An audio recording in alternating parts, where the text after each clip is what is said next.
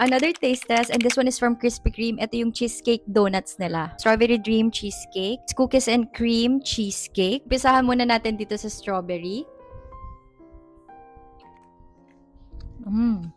Teka lang. Saan yung cheesecake?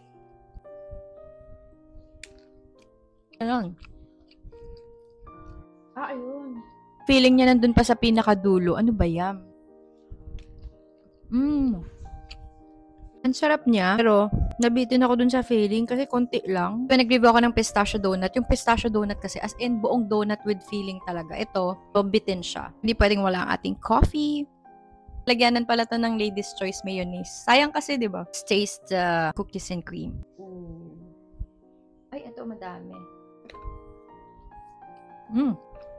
Hindi siya masyadong sweet. Lasang-lasa nyo naman dito yung cheesecake. Ayun, masarap naman siya, pero di ko alam kung ulit pa ako. Siguro paminsan-minsan pag nag-crave ako. So, yun lang.